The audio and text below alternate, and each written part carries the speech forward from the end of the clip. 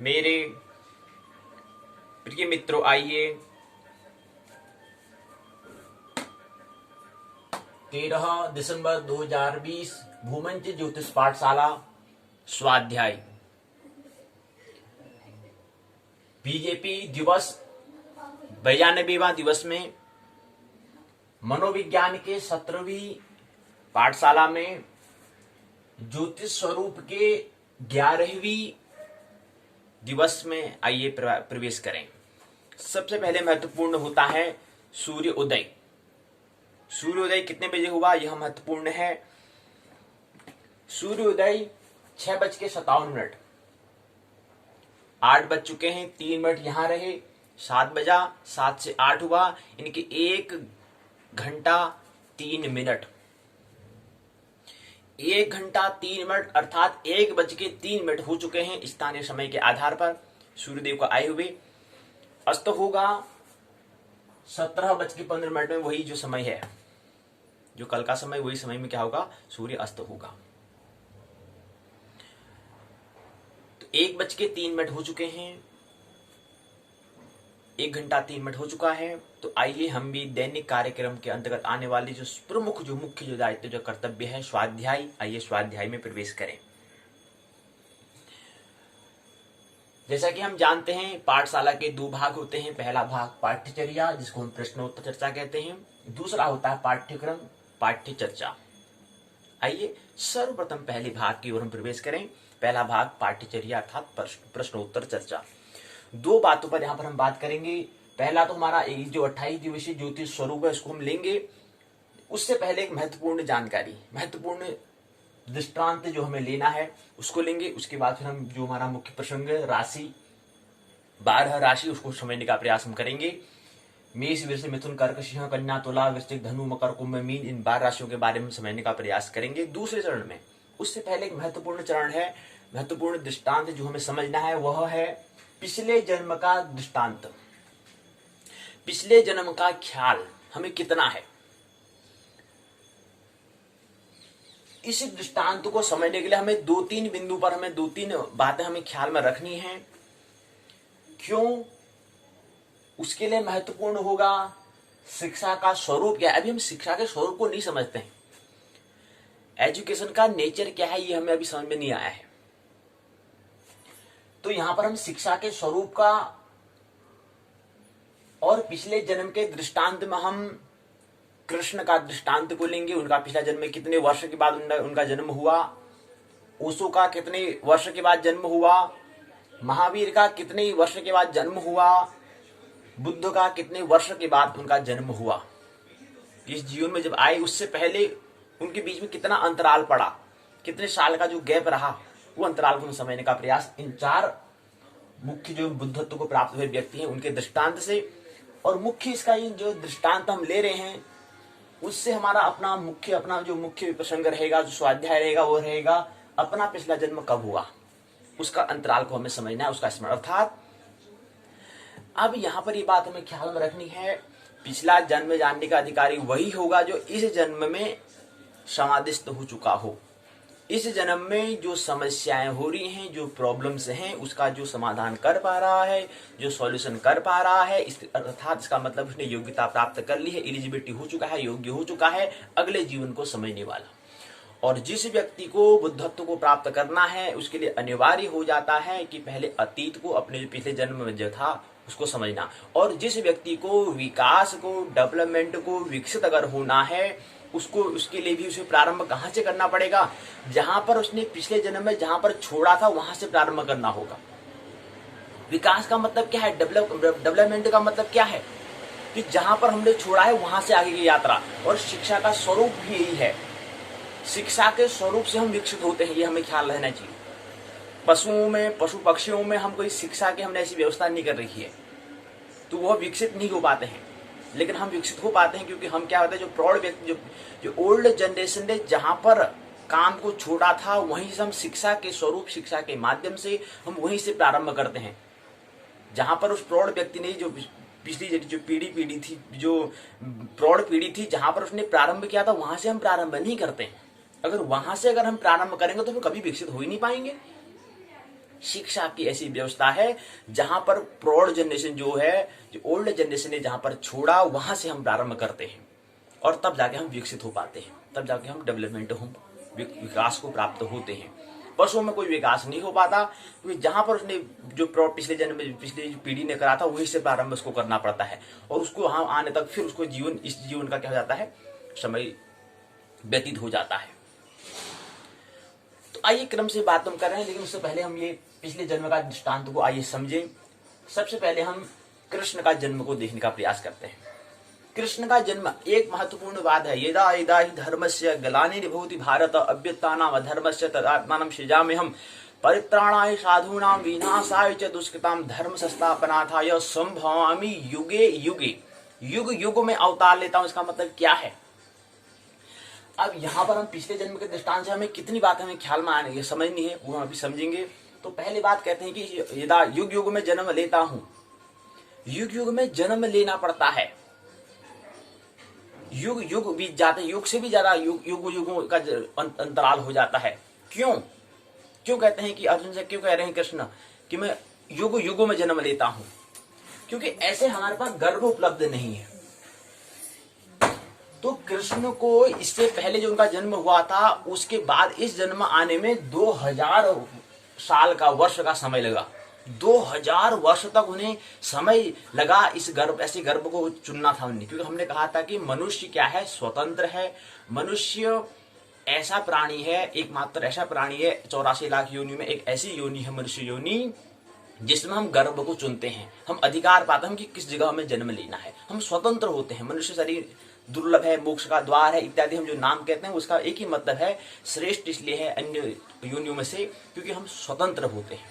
हम चुनते हैं हम कहां पर हमें जन्म लेना है, ये हमारे पास अधिकार होता है। तो कृष्ण को ऐसा गर्भ जहां पर उन्हें अपने अनुरूप गर्भ चुनने के लिए उन्हें 2000 साल का वक्त लग जाता है। और दूसरा जो 2000 साल का जो हुआ हम ये कह रहे हैं, ये अंतराल जो कह रहे हैं, ये उसके हिसाब से नहीं है, ये हम इस लोक के हिसाब से हम गणना कर रहे हैं। समय जो है क्षेत्र के हिसाब से अलग अलग होता है, ये हमें ख्याल रखना चाहिए। तो वहां जब शरीर को उन्हें छोड़ा, उसके बीच जो अंतराल है वो वहां की हम समय की गणना नहीं कर रहे, वो भी हम इस समय के हिसाब से हम गणना करते हैं। कैसे, अब इसको हम समझेंगे। जब हम ओशो के दृष्टांत को जब लेंगे तो वहां से हम बस बात को अच्छे से समझ में आ जाएगी। तो कृष्ण का जन्म लेने में 2000 वर्ष का समय लगा। अगला बुद्धत्व को प्राप्त व्यक्ति है ओशो। ओशो जो बुद्धत्व को प्राप्त हुए जो व्यक्ति हैं, जो आचार्य हैं, उनसे प्रश्न पूछा गया एक बार कि आप अपने पिछले जन्म के बारे में, और जब आपने जन्म लिया, क्या पूर्ण बुद्धत्व को प्राप्त होकर आपने जन्म लिया? तो उन्होंने उसका उत्तर दिया। उन्होंने कहा करीब करीब में बुद्धत्व को लेकर आया, क्योंकि यहाँ पर जो हमारा जीवन है यही आगे बढ़ता है, फिर आगे को यही जीवन आगे को बढ़ता है। तो उनसे प्रश्न पूछा गया कि क्या जब आपने जन्म लिया उसमें आप पूरे बुद्धत्व को लेकर आए थे आप? तो उन्होंने कहा करीब करीब लेकर आया। अब करीब करीब क्यों कहा, उसको समझने के लिए पहले उसको थोड़ा अपना कुछ दृष्टांत बताते हैं, अपने कुछ एक महत्वपूर्ण बात बताते हैं। कहते हैं कि मैंने पिछले जन्म में 21 दिन का एक अनुष्ठान मेरे को करना था। वो 21 दिन का जो अनुष्ठान मैंने किया, 18 दिन तक तो अनुष्ठान हो पाया। 18 दिन तो मैंने अनुष्ठान करा, लेकिन जैसे उन 18 दिन हुए तत्क्षण मेरी हत्या हो गई, मेरी को किसी ने मार दिया। तो 3 दिन 18, 19, 20, 21 3 दिन का अनुष्ठान शेष रह गया।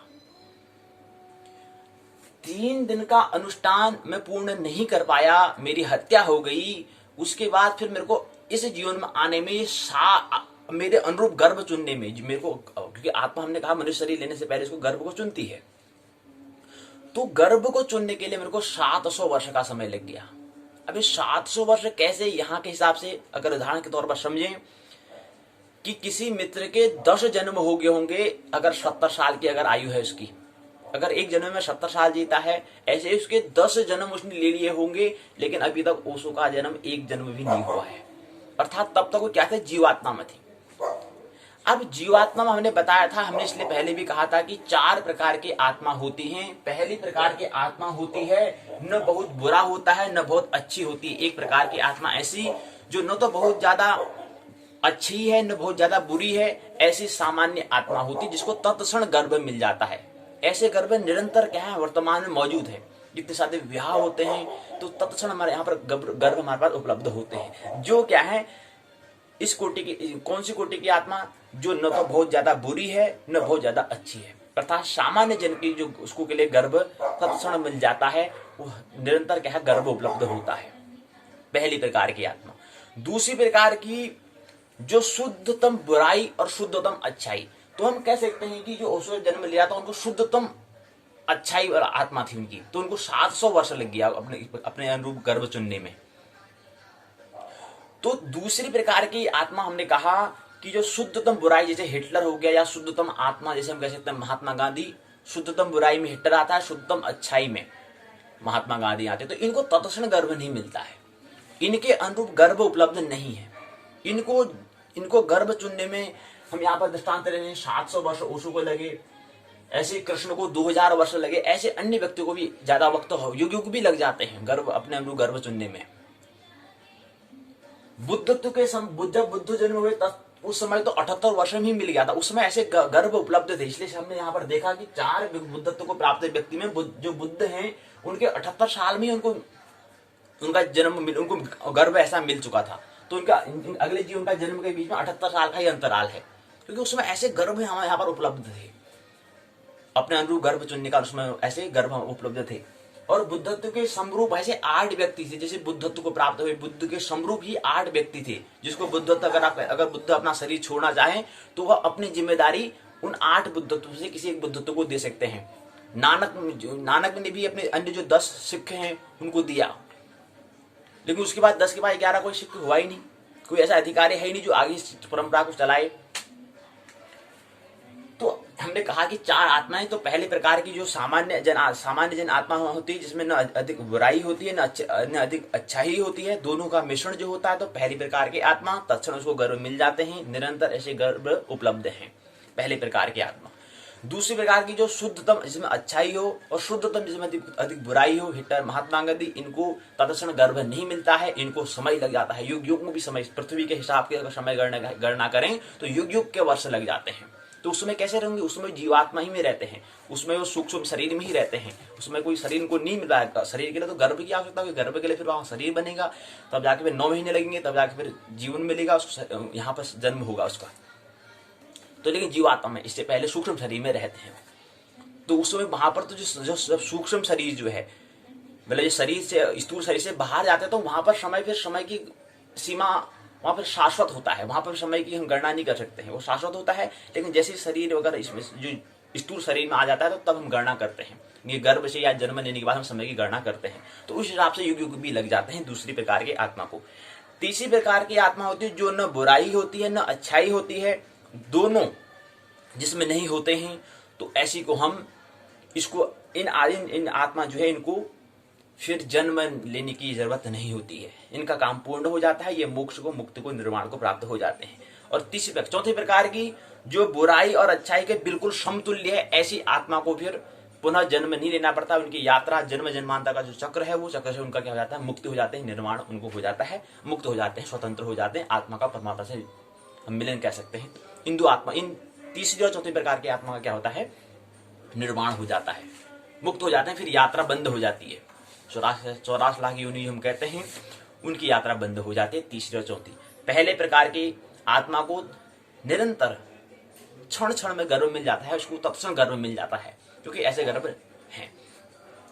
और दूसरी प्रकार की जो शुद्धतम अधिकतम बुराई, शुद्धतम अधिकतम अच्छाई, हिटलर या महात्मा गांधी, इसी कोटि में ओशो भी पिछले जन्म में थी, तो उनको कम से कम 7 वर्ष, उनको 700 वर्ष लग जाता है अपने अनुरूप गर्भ चुनने में।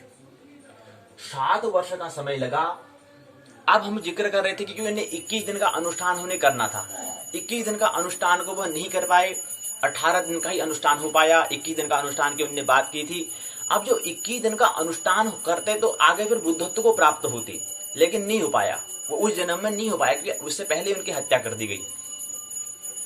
18 दिन में ही उसकी उनकी हत्या कर दी गई तो अगला जन्म लेना पड़ा। अगला जन्म लेने में उनको 700 वर्ष का दिन लग गया। अगर हम इस मित्र का कहें कि जब ओशो का पिछला जन्म जो था उसमें उनका कोई मित्र रहे होंगे तो मित्र के 10 जन्म हो चुके होंगे। 70 वर्ष की 10 जन्म हो चुके होंगे, उसके बाद ओशो का जन्म हुआ। तो ये यहाँ समय की गणना हम यहाँ इस पृथ्वी के हिसाब से हम समय की गणना करते हैं, ये हमें ख्याल रहना चाहिए। तो मित्र का जो उनके साथ का उसमें जो पिछले जन्म में जो अनुष्ठान कर रहे हैं हो सकता है कोई मित्र रहा हो, तो ऐसे मित्र का 10 जन्म हो चुका होगा, लेकिन अभी ओशो का एक ही जन्म था। दूसरे जन्म में आने में उनको 700 वर्ष, क्योंकि गर्भ चुनने में गर्भ ऐसा मिल नहीं रहा था उनको, इसलिए 700 वर्ष का समय लग गया। इसके बाद क्या होते हैं, जैसे ही वो जन्म ले अगले जन्म में उनको जब 700 वर्ष बाद गर्भ मिल जाता है, गर्भ जब उनको मिलता है तत्समय 3 दिन तक न ही दूध पीते हैं, 2 चीज करते हैं, नहीं दूध पीते हैं और नहीं रोते हैं। ये जिक्र वो कहते हैं, ओशो खुद कहते हैं कि अपना अनुभव बताते हैं, और दूसरा अन्य उनकी माता भी बताती है, अन्य व्यक्ति को बताती हैं कि इन्हें जब जन्म हुआ तो 3 दिन में दूध भी नहीं पिया और रोए, दूध भी नहीं पिया। तो 3 दिन क्या था, वो 3 दिन पिछले जन्म का जो अनुष्ठान करना था वो पूर्ण करना था। तो कहने का मतलब है आत्मा को इतना ज्यादा स्मरण भी रहता है, आत्मा को मतलब यहाँ पर हमारी जो कैसी व्यवस्था है उस हिसाब से था, लेकिन हमें पूरा याद रहता है। गर्भ तक तो हमें पूरा याद रहता है, लेकिन बुद्ध तो कहते हैं, ओशो खुद कहते हैं कि मैं करीब बुद्धत्व को लेकर आया हूं। तो उनको स्मरण था पिछले जन्म का, अच्छा मैं अनुष्ठान नहीं कर पाया था, हालांकि उसके बीच में 700 वर्ष का अंतराल भी था, लेकिन फिर भी हमें याद था। तो आत्मा को पूरा पता होता है, इसलिए हमें विशेष हमें कुछ क्रांति करने की या कुछ हमें ज्यादा करने की आवश्यकता नहीं होती, हमें केवल विस्मरण हुआ है, स्मरण करने की आवश्यकता। स्मरण करने के लिए हमें तरह तरह के उपाय करने पड़ते हैं, विस्मरण हुआ होता है हमको, बाकी हमें ख्याल है, लेकिन हमें स्मरण करने के लिए हमें अन्य तरह के उपाय हमें करने पड़ते हैं ताकि हमें स्मरण कैसे आ जाए। तो हम यहाँ पर जो ये पिछले जन्म के हम दृष्टांत 4 बुद्धत्व को हम ले रहे हैं, उससे अपने पूर्व जन्म के दृष्टांत को हम समझने का प्रयास, और ये ज्योतिष का एक हिस्सा भी है जिसको बुद्धत्व को। तो उनने 3 दिन हमने कुछ नहीं करा, 3 दिन न दूध पिया नहीं रोई। 3 दिन के बाद फिर दूध पिया, फिर उन्होंने रोना शुरू किया। अब क्या होता है कि जो उनने, अब यहाँ पर बात महत्वपूर्ण समझनी महत्वपूर्ण है कि उनने 21 दिन का अनुष्ठान किया, किसी मित्र की सहायता से वो हत्या हो गई।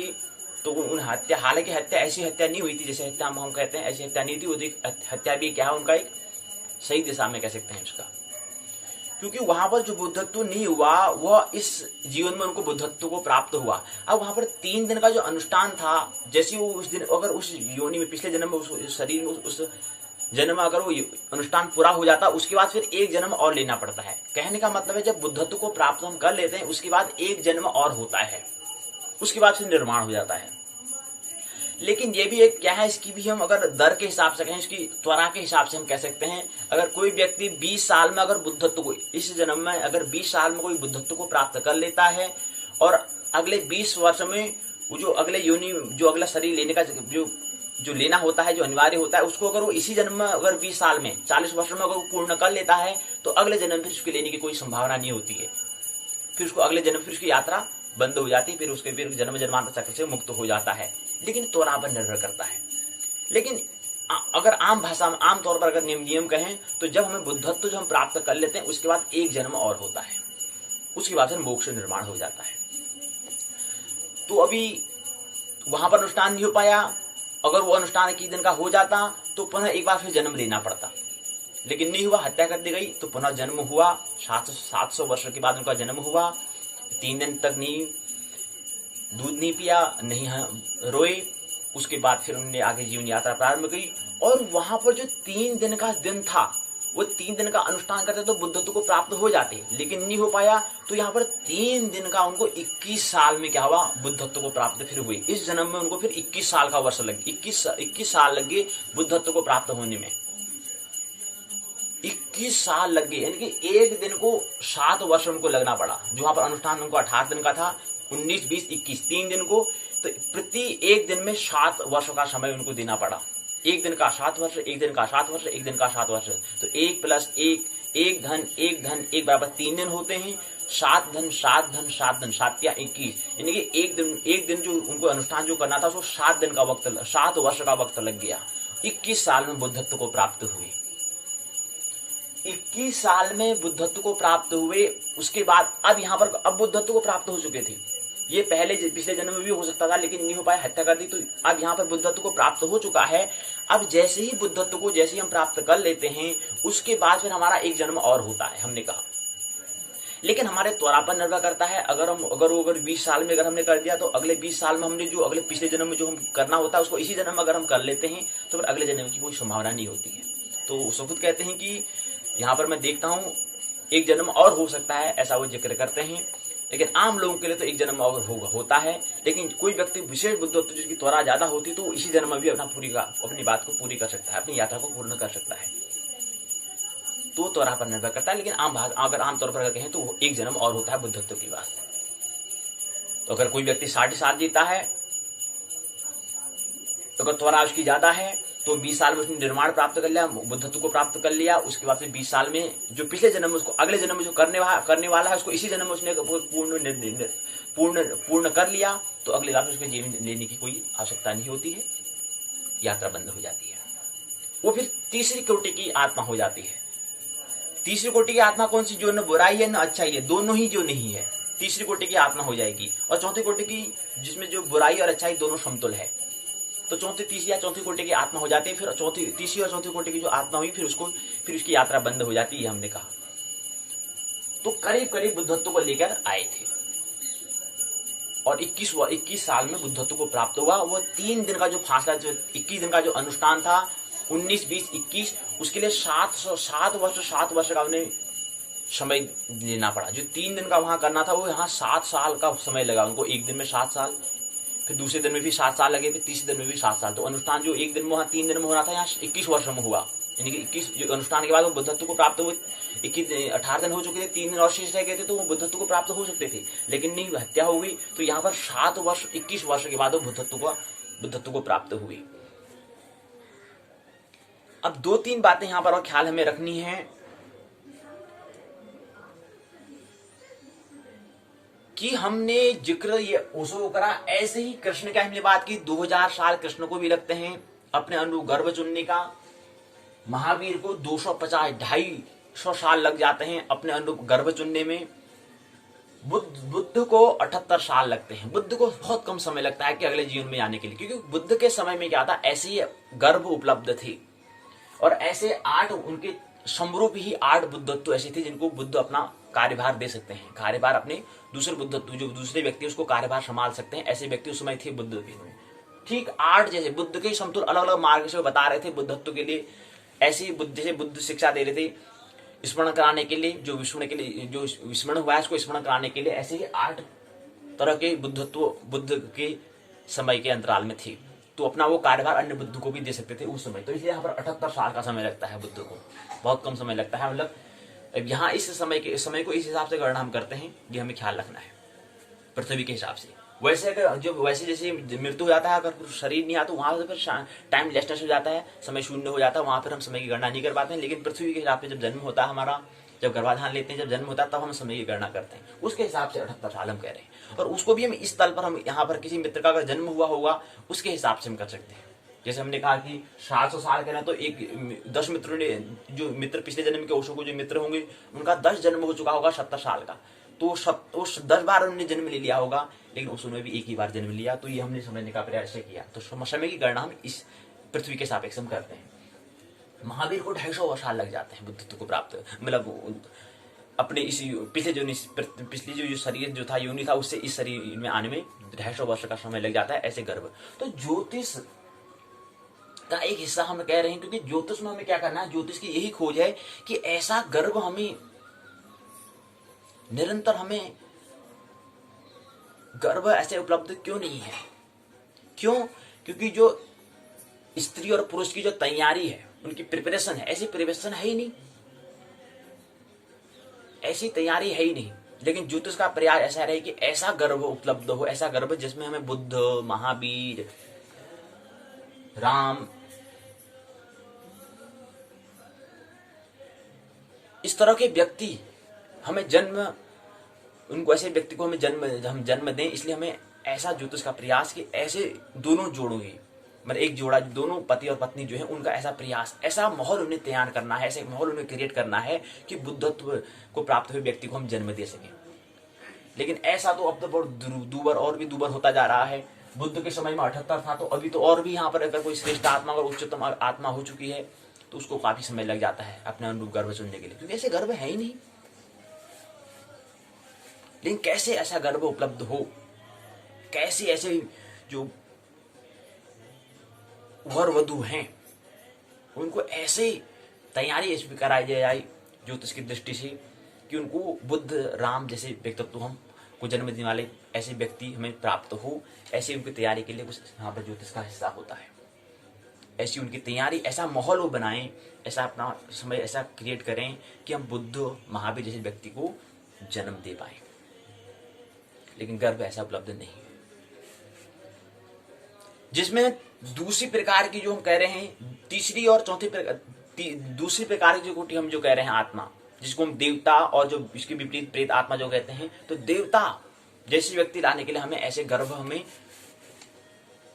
उपलब्ध हमें कराना ज्योतिष की खोज कैसे उपलब्ध ऐसे मिले कि देवता जैसे व्यक्ति हमें, बुद्ध राम जैसे व्यक्ति हमें प्राप्त हो। उसके लिए ज्योतिष का एक क्या है प्रयास, इसी खोज। तो गर्भ की हम बात कर रहे हैं कि ऐसा गर्भ मिले कि बुद्ध राम जैसे व्यक्ति हो, महामानव, सुपर ह्यूमन हमें प्राप्त हो, महामानव या भगवान, भगवत्ता। कुछ गिने चुने होते हैं, गिने चुने व्यक्ति ही क्या हैं, बुद्धत्व को प्राप्त हुए व्यक्ति हैं, ये हमें ख्याल रखना है। लेकिन बुद्ध के समय में क्या थे, केवल 8 बुद्ध के ही समरूप 8 तरह के व्यक्ति थे, और उसके बुद्धत्व को प्राप्त करने के और यात्रा करने वाले हजारों थे बुद्ध के समय में। 2500 वर्ष पूर्व की बात कर रहे हैं। तो बुद्ध के समय में जब बुद्ध थे उस समय तो 8 व्यक्ति बुद्ध के समरूप थे, लेकिन और उसके जो बुद्ध के मार्ग में चलने वाले जो व्यक्ति हजारों में थे। लेकिन अब हजारों में नहीं, अब तो उंगली में गिन सकते हैं कि इतने बुद्धत्व को प्राप्त होने वाले व्यक्ति हैं, उंगली में गिनती कर सकते हैं, इतने कम है। तो कैसे बुद्धत्व को प्राप्त, कैसे भगवत्ता को, भगवान को प्राप्त करने वाले व्यक्ति का जन्म हो, इसके लिए दोनों वर और वधु को पहले इसी प्रकार से ऐसी तैयारी करनी है कि हम बुद्ध कृष्ण जैसे व्यक्ति को उपलब्ध हम कर पाए, उनका जन्म दे पाए, वैसे उस कोटि के व्यक्ति को हम जन्म दे पाए। ये ज्योतिष का हिस्सा रहा। अब आती है कि शिक्षा का स्वरूप। हमने कहा शिक्षा का स्वरूप क्या है, शिक्षा के हम स्वरूप की हम बात कर रहे हैं। शिक्षा का स्वरूप वही होता है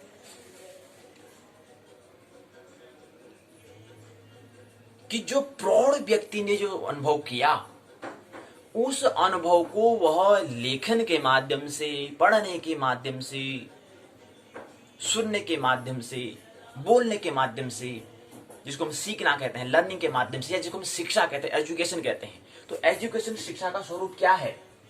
शिक्षा का स्वरूप ऐसा है जी, जो प्रौढ़ व्यक्ति ने जो यहाँ पर 70, समझ लो कि एक प्रौढ़ व्यक्ति ने 70 साल तक यहाँ पर जो अनुभव किया था, उसको उन्हें अपने अनुभव जो उन्हें किया, उस अनुभव को वो किसी काफी में, किसी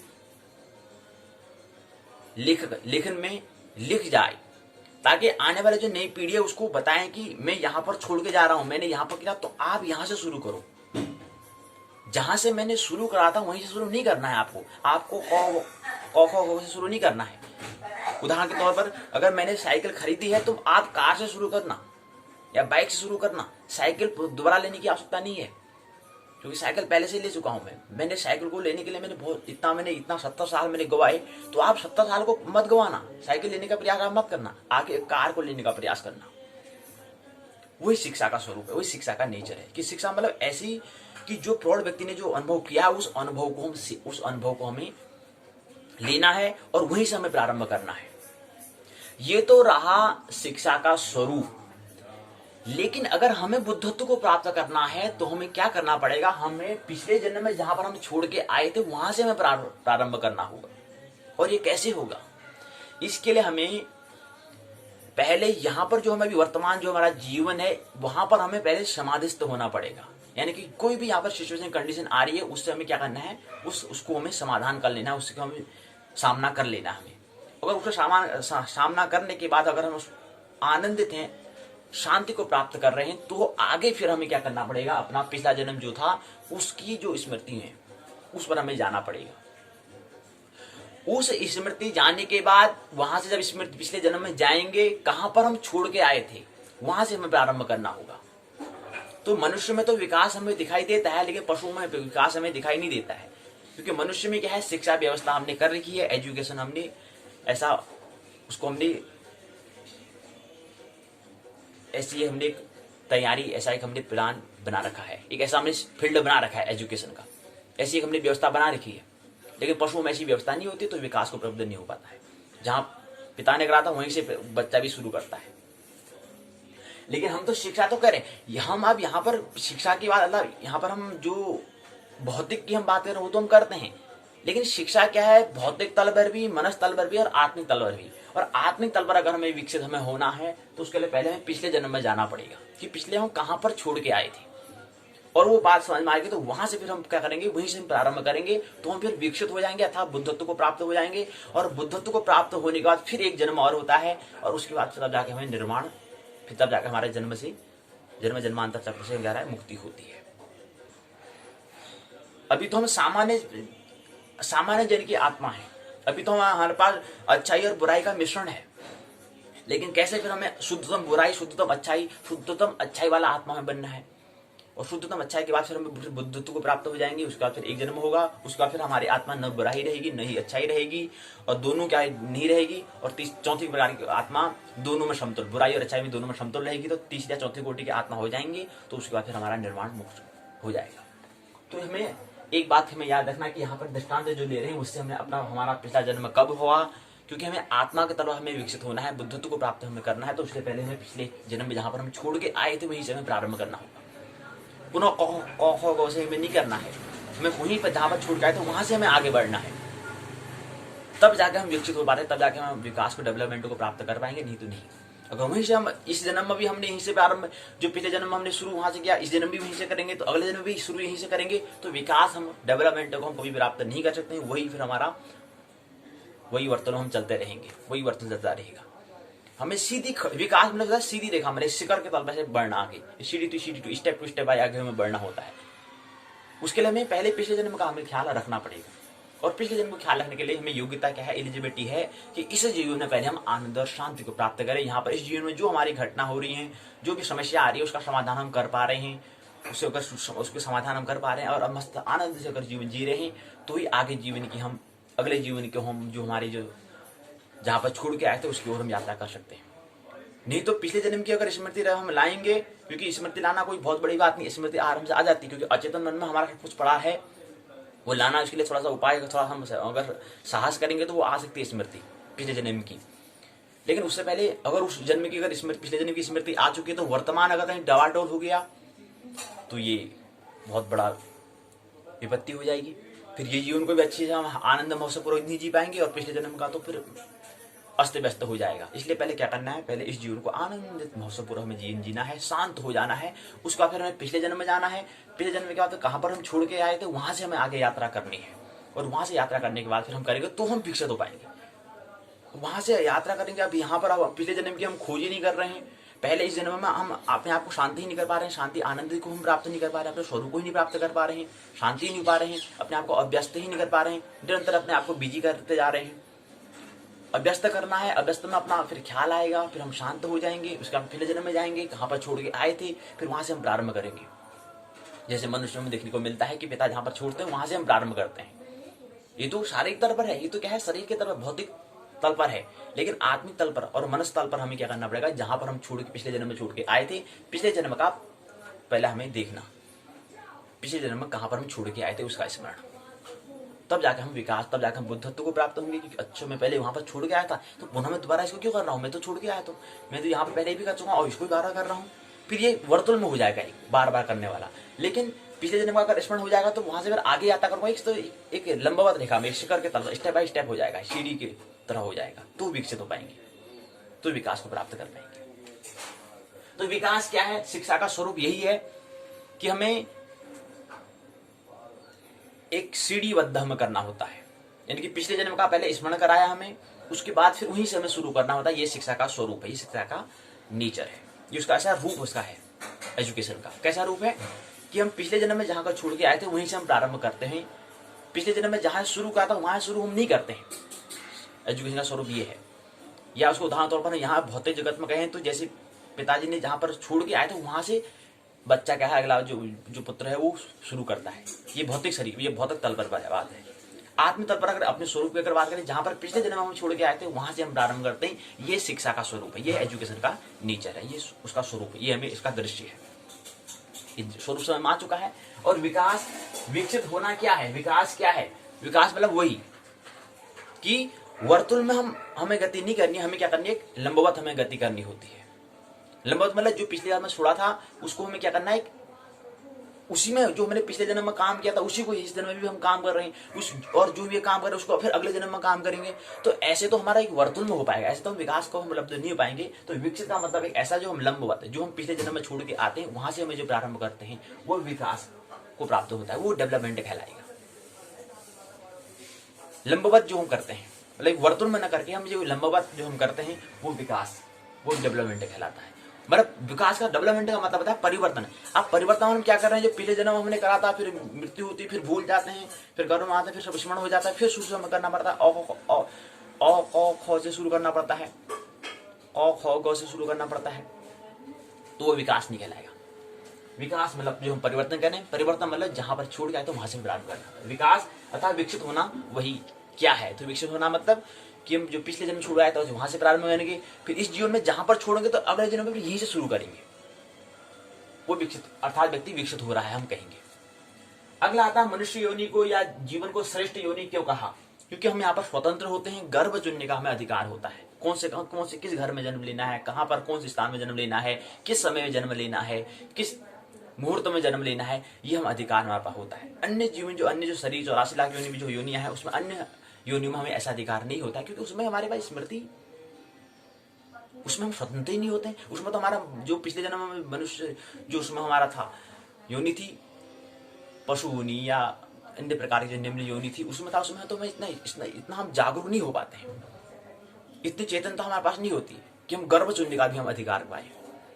आत्मा को तो है, लेकिन हमारी मन की वृत्तियां के कारण हम इतने इसमें बंधन में बंधे होते हैं कि आत्मा को इतना भी हम अवसर नहीं देते कि कौन सा गर्भ में चुनना है, किस समय चुनना है। तो ऐसी निम्न योनि में जो हम बता रहे हैं उस योनि में नहीं होता है। लेकिन मनुष्य योनि में क्या होता है, जब हम लेने से पहले हम क्या करते हैं, गर्भ को चुनते हैं, इतनी हमारी चेतनता, इतना हम आत्मा को समय देते हैं।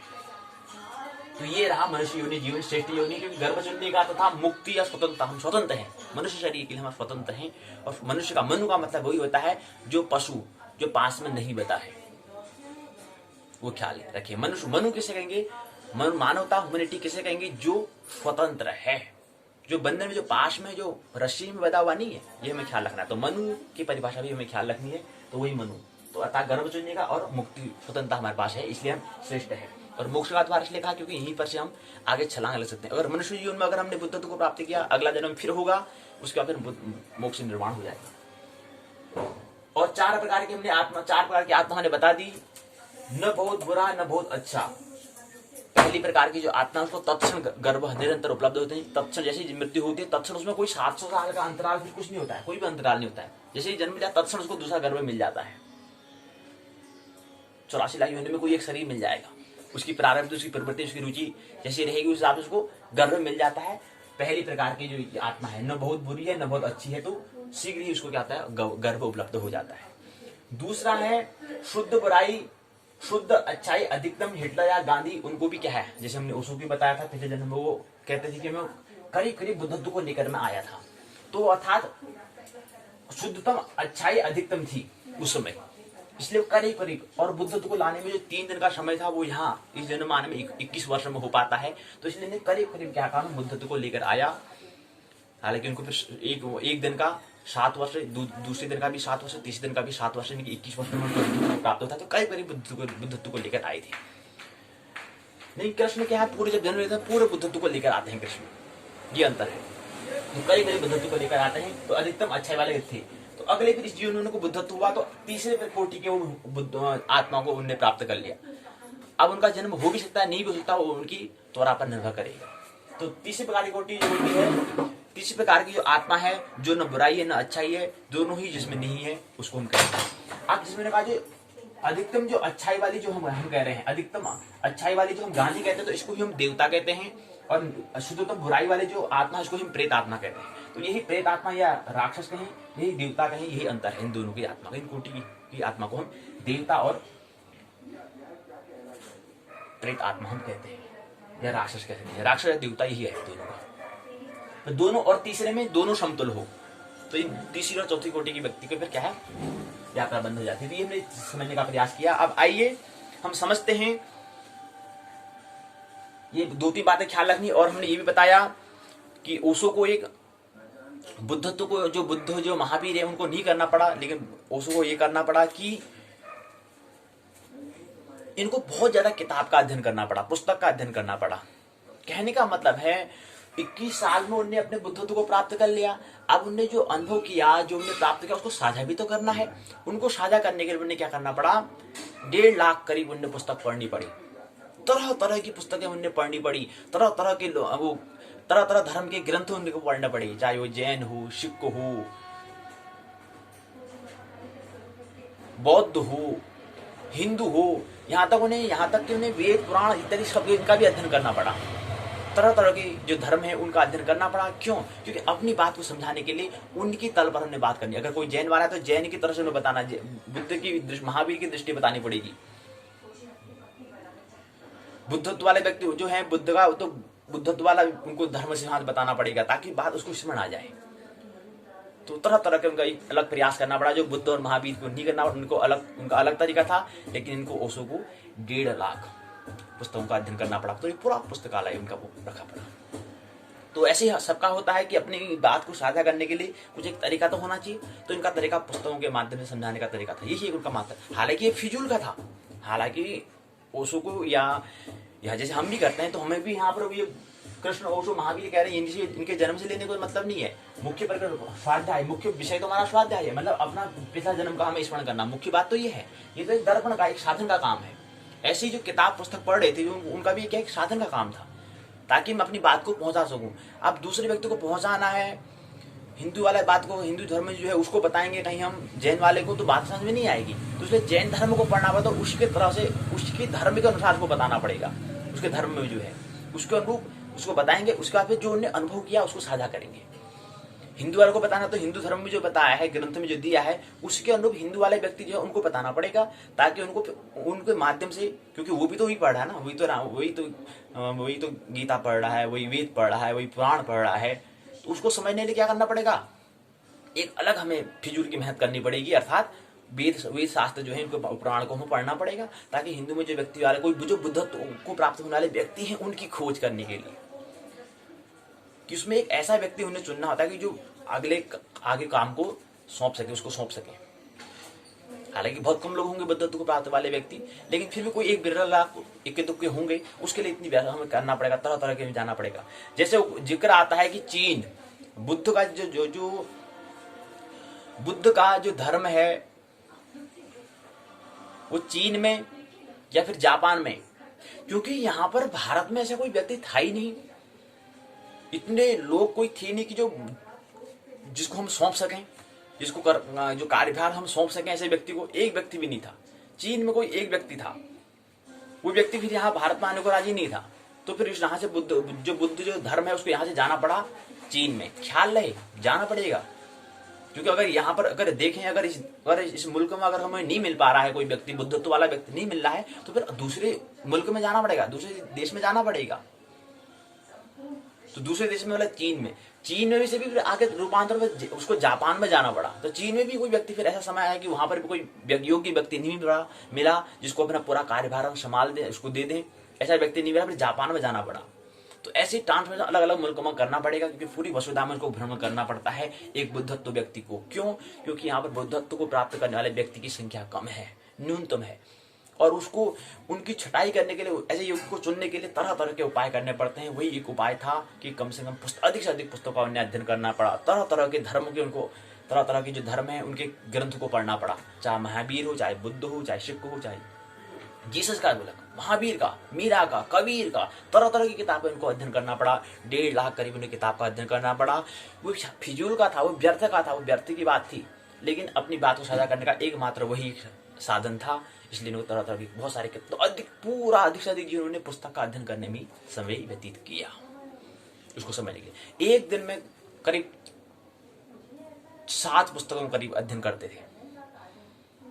क्यों? क्योंकि अपनी बात को समझाने के लिए वहां पर उस तरह का धर्म, अगर उनको जैन धर्म बताना है, क्योंकि वहां के जो लोग होंगे वो जैन को जो महावीर ने बताया है उसकी बात को तो अध्ययन कर रहे होंगे, तो उसको बात बताने के लिए उसी तरह से हमें उसके बारे में शिक्षक को भी पता होना चाहिए ना। तो इसलिए उन्होंने जैन का अध्ययन उन्होंने किया। तो फिर उन्होंने महावीर की दृष्टि को बताई। वहां जो जैन वाले जो व्यक्ति थे, ऐसे बुद्ध वाले, ऐसे हिंदू वाले, ऐसे सिख वाले, ऐसे क्राइस्ट, जीसस, नानक इत्यादि के बारे में जो उन्हें दिए थे, उनको उन्हें तरह तरह से अध्ययन करना पड़ा। तो एक साधन ऐसा होना चाहिए जिससे हम अपनी बात दूसरे व्यक्ति को पहुंचा सके। लेकिन वो उनके पुस्तक पढ़ने का मतलब ये नहीं था कि कंठस्थ कर ले, ये करने वाला नहीं था। उनका केवल एक माध्यम फिजूल एक ये था कि अपनी बात को पहुंचाने का एक माध्यम पुस्तक के माध्यम से था। मतलब उनको उस तरह के व्यक्ति का जो उनने ग्रंथ है, उस ग्रंथ के माध्यम से उनके व्यक्ति को स्मरण। क्योंकि हिंदू में ऐसे पूरे व्यक्ति बुद्ध वाले व्यक्ति नहीं थे, तो पूरी वसुधा में पूरी जितने भी तरह के धर्म है उस तरह का उनको अध्ययन करना पड़ता है। कहने का मतलब एक बुद्धत्व व्यक्ति को, क्योंकि हिंदू में ही अगर हमें कोई बुद्धत्व व्यक्ति मिल जाए कहना ये असंभव जैसा है। बहुत विरले होते हैं, विरले लोग ही मिल पाते हैं बुद्धत्व को। तो अब अगर हम ये जो हिंदू धर्म इसी बात में जो ग्रंथ को लेकर हम चलते रहेंगे, तो अगले जैन हो सकता है कि हमारा बुद्ध को प्राप्त हुआ कोई जैन वाला हो, तो वहां के लिए फिर जैन धर्म का हमें अध्ययन करना पड़ेगा। उसको बात समझ में आनी पड़ेगी, तो उसको फिर अपनी कार्यभार उसको हम दे सकते हैं। इसलिए तरह तरह की पुस्तकें अध्ययन करनी पड़ी, एक माध्यम साध्य था जो जैन और जो महावीर और बुद्ध को नहीं करना पड़ा, वो ओशो को करना पड़ा। तो हमने बात करी, तो प्रयोजन उनका केवल क्या था कि अपनी बात को कैसे साझा हम दूसरे को करें और कैसी बात को समझ में आए। प्रयोजन केवल यही था। प्रयोजन ये नहीं था कि पुस्तकों को कंठस्थ कर लें, ये उनका प्रयोजन नहीं था। इसलिए जब गीता का बताता था, गीता को जब गीता पर बोलते हैं, करीब 400 करीब 8 किताब वो गीता पर बोलते हैं, 8 पुस्तक उनकी हो जाती हैं। करीब 3 महीने करीब उनको समय लग जाता है।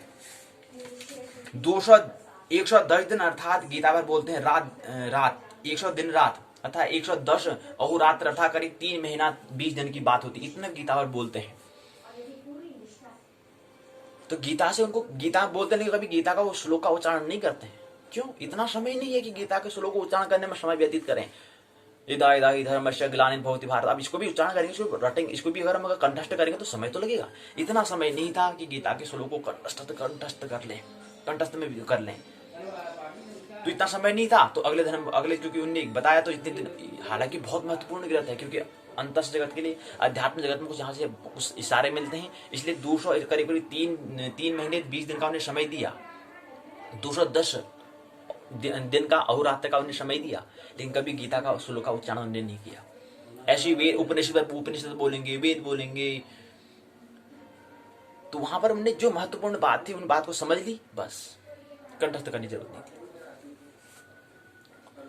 तो प्रयोजन उनका क्या था? कंठस्थ नहीं करना था। केवल प्रयोजन ये था कि बुद्धत्व योग की जो व्यक्ति हैं, जो आने वाले व्यक्ति, उनकी छटाई करना, उनको चुनना, उन तक अपनी बात को पहुंचाना। वो हो सकता है जैन धर्म भी हो सकता है, वो बुद्ध भी हो सकता है, क्योंकि पूरी वसुधा में जितने धर्म किसी एक मत होगा। तो तरह तरह के उस तरह के व्यक्ति को चुनने के लिए, तरह व्यक्ति को ज्ञान प्राप्त करने के लिए, उसके लिए उनको ये कार्य करना पड़ा। ये प्रयोजन उनका था।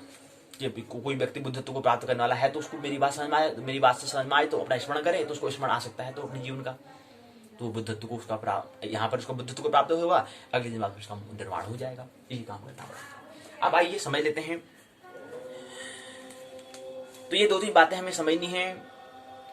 एजुकेशन का स्वरूप क्या है, ये हमने समझने का प्रयास किया। विकास क्या है, विकास किस तरह से होता है, ये हमने समझने का प्रयास किया। जहां पर हम छोड़ के आते हैं वहीं, जहां पर हमने पिछले जन्म में छोड़ा था वहीं से हमें प्रारंभ करना होता है, तो विकास हो पाएगा, तो ही डेवलपमेंट हम हो पाएंगे, तो ही हम विकसित हो पाएंगे। अगर वही हमने पिछले जन्म में जो हमने क ख ग से शुरू किया था, यहाँ भी अगर क ख ग से कर रहे हैं, तो कभी हम विकसित नहीं हो पाएंगे, क्योंकि वही हम एक वर्तुल में गति कर रहे हैं, एक रेखी गति हम नहीं कर रहे हैं, हम वर्तुल में गति करें, तो कभी हम विकसित नहीं हो पाएंगे। ये हमने समझने का प्रयास किया। बाकी हमने 4 बुद्धत्व को प्राप्त हुए व्यक्ति के पिछले जन्म का हमने दृष्टांत लिया। कृष्ण, ओशो, महावीर, बुद्ध। कृष्ण का 2000 वर्ष लगा उनको पिछले जन्म में इस जन्म में जन्म लेने के लिए। ऐसे योग्य उनको गर्भ नहीं मिल पा रहा था, तो 2000 वर्ष का वक्त लग गया। ये भी जो समय हम कह रहे हैं पृथ्वी के सापेक्ष हम कह रहे हैं। ओशो को 700 वर्ष लग जाते हैं, महावीर को 250 वर्ष लग जाते हैं अपने गर्भ चुनने योग्य। बुद्ध को 78 वर्ष लग जाते हैं। तो ये देखा, तो यहाँ से हमने अपना पिछला जन्म कब है ये हमें ख्याल में आई, स्मरण आई, इसलिए हमने इस दृष्टांत को लिया। तो ये पहला चरण क्या है, पूर्ण होता है, चिंतन करना है, मनन करना है, और कैसे अपना जो पिछला जन्म है उसका हमें स्मरण हो और वहीं से हम यात्रा करें, अर्थात अपने आप को कैसे विकसित करना है, कैसे डेवलपमेंट करना है, ये हमने समझने का प्रयास किया। एक प्रश्न हम छोड़ के जाएंगे, अपना पिछला जन्म कब है। 3 बार प्रश्न वाला चिन्ह यहाँ पर लगाया गया है। मुख्य जो हमारा स्वाध्याय में जो मुख्य जो प्रकरण था, हमें कृष्ण, महावीर, ओशो इत्यादि इन व्यक्ति से हमें लेना देना नहीं है, हमें कैसे अपना स्वाध्याय हम कर पाए, कैसे हमें पिछले जन्म का हमें स्मरण आ जाए, ये महत्वपूर्ण 3 बार हमने प्रश्न चिन्ह लगाया। इस पर हम विचार करेंगे, चिंतन करेंगे, यहीं पर इस बात को हम यहीं पर इस प्रश्न के सहित अपना पिछला जन्म कब, ताकि अगर उसका स्मरण हो जाएगा तो ही हम विकास को प्राप्त, तो ही हम बुद्धत्व को प्राप्त हो जाएंगे। यहीं पर बात को पूर्ण करता हूँ। ये पहला पाठशाला का पहला जो चरण है पूर्ण होता है। आइए दूसरे चरण में प्रवेश करें। दूसरा चरण है, मुख्य प्रसंग है राशि ढेर, अर्थात 12 राशि को हम समझने का प्रयास 12 चरण में करेंगे। पहला चरण मेष, दूसरा वृष, तीसरा मिथुन, चौथा कर्क, 5वां सिंह, 6वां कन्या, 7वां तुला, 8वां वृश्चिक, 9वां धनु, 10वां मकर, 11वां कुंभ, 12वां मीन।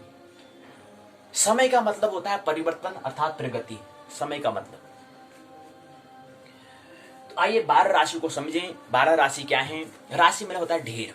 तो 12 राशि मेष, वृष, मिथुन, कर्क, सिंह, कन्या, तुला, वृश्चिक, धनु, मकर, कुंभ, मीन, ये 12 राशियां हैं। आइए इसको समझें, 12 राशि का रहस्य क्या है। इससे पहले हमने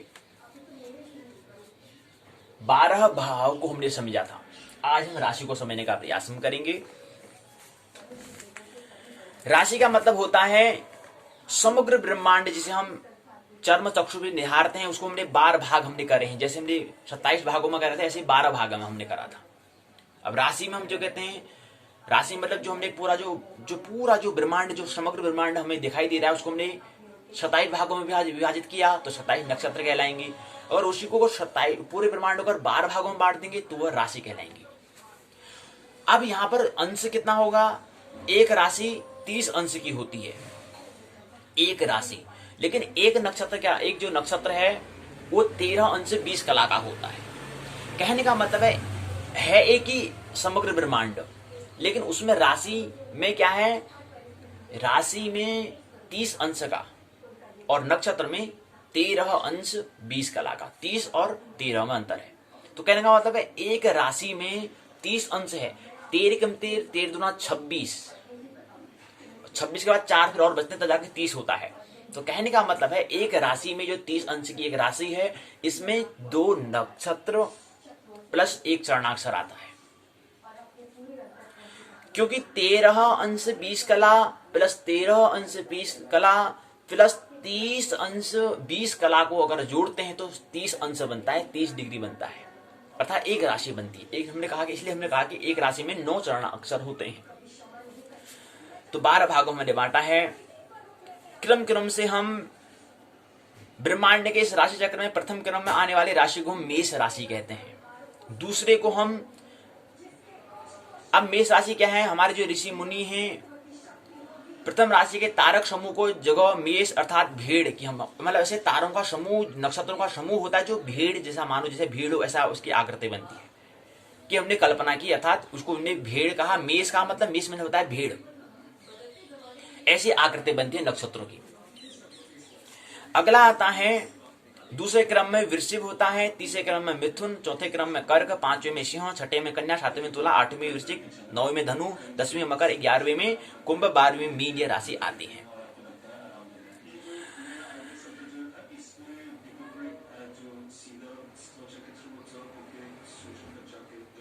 कहते हैं कि अगर सही अर्थों में अगर कहें तो तारों के समूह जिस आकार को बनाते, हमने कहा कि नक्षत्र जो है तारों का समूह है, ग्रुप ऑफ स्टार है नक्षत्र, और नक्षत्र के समूह को हम राशि कहते हैं। 2 नक्षत्र आते हैं, समूह कह सकते हैं, या हम चरणाक्षर को भी कह सकते हैं। तो इस हिसाब से ये भी कह सकते हैं कि तारों के समूह को हम नक्षत्र, तारों के समूह को ही हम क्या कहते हैं, राशि भी कहते हैं।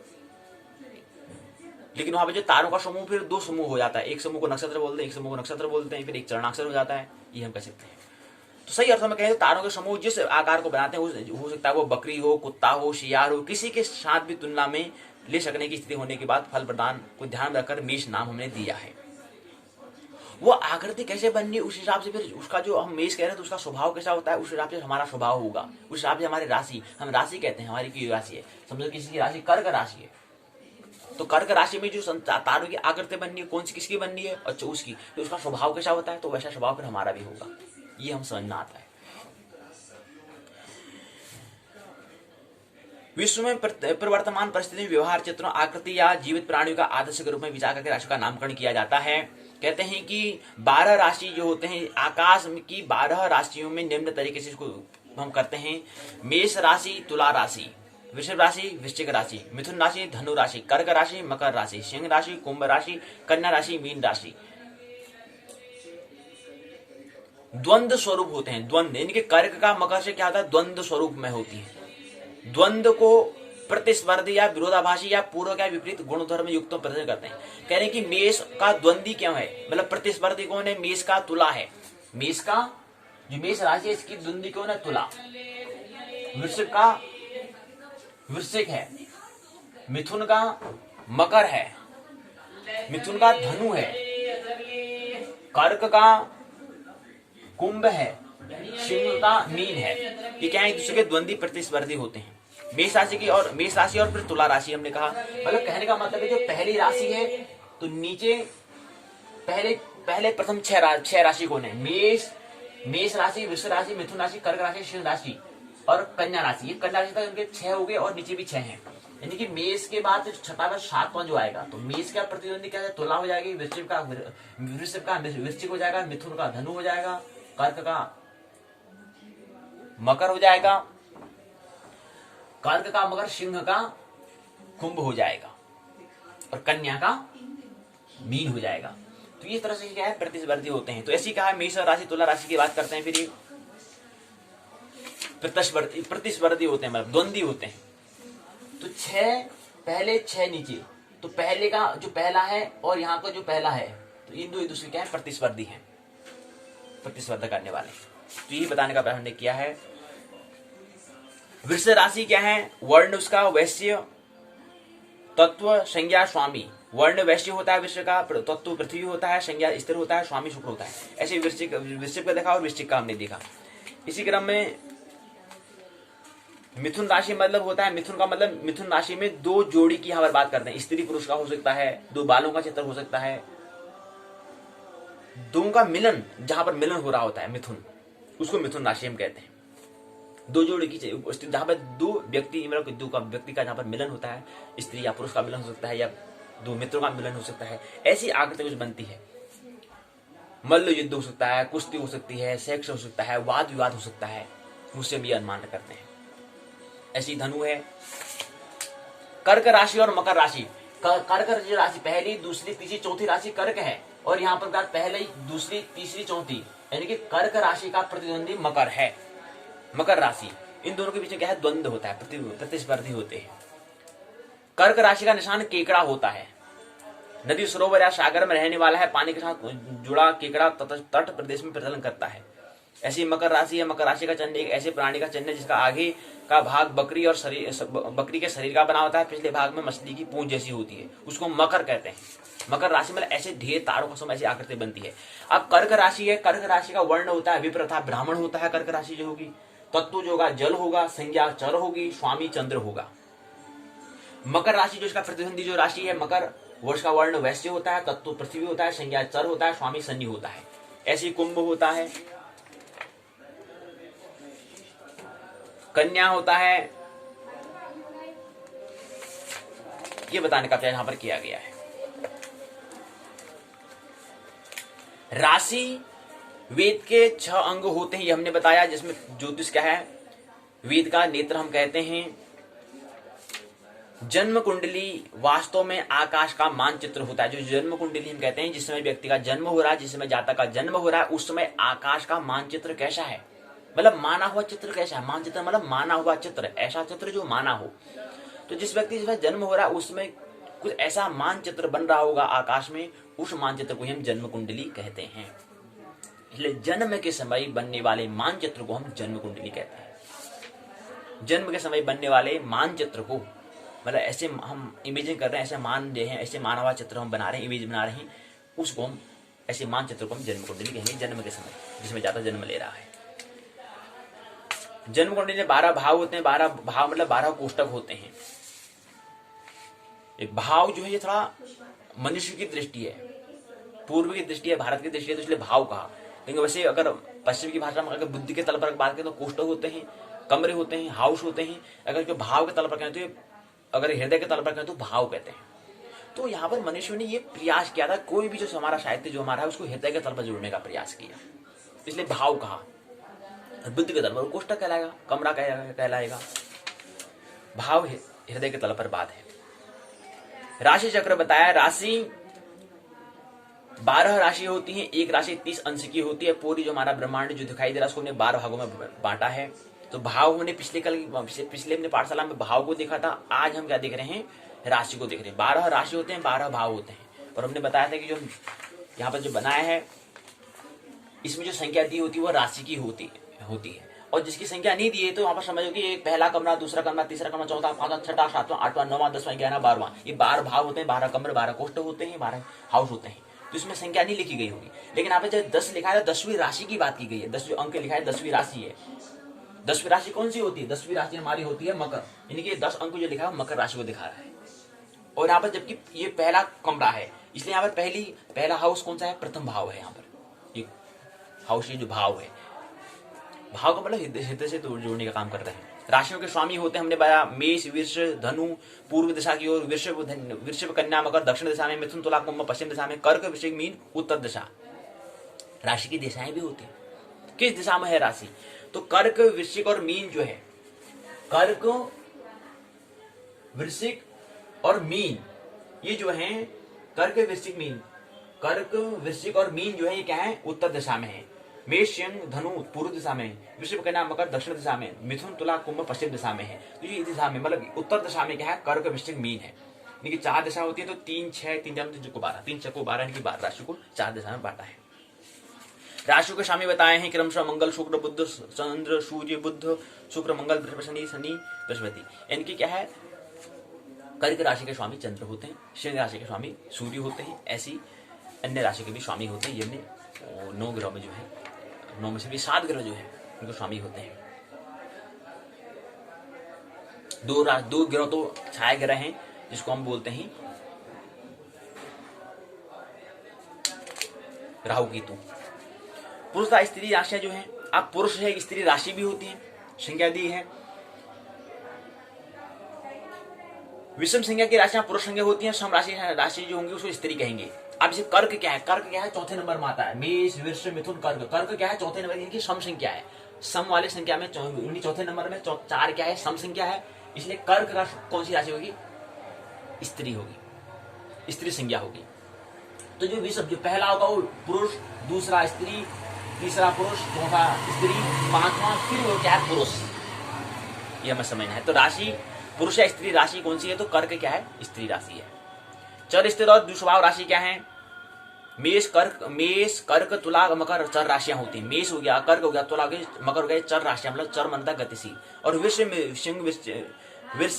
सिंह, वृश्चिक, कुंभ, ये क्या है? स्थिर राशि, मतलब रुकी हुई राशि। मिथुन, कन्या, धनु, मीन द्विस्वभाव वाली होती है। दोनों मतलब चर और स्थिर दोनों स्वभाव उसमें स्थिर होता है। तो ऐसी द्विस्वभाव वाली चर, स्थिर और चर, अचर और द्विस्वभाव वाली राशियां भी होती हैं। तो चर हमें ख्याल है, जो कर्क राशि जो है चर है, अचर नहीं है और नहीं द्विस्वभाव वाली है। तो कर्क राशि जो है वह चर स्वभाव वाली है, स्वामी के वाले। राशियों के तत्व बताए हैं, कहा कि जो कर्क, वृश्चिक, मीन जो है जल तत्व वाली होती है।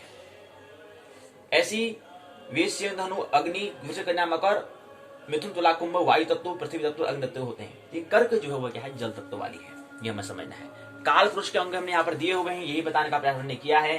काल पुरुष का जो मेष सिर हो गया, मिथुन जो हो गया वो भुजा हो गई, सिंह उसका वक्षस्थल हो गया। जैसे हमने कल भाव के बारे में बताया था, वैसे ही 12 राशियों को भी हमने बांटने का प्रयास हमने किया है।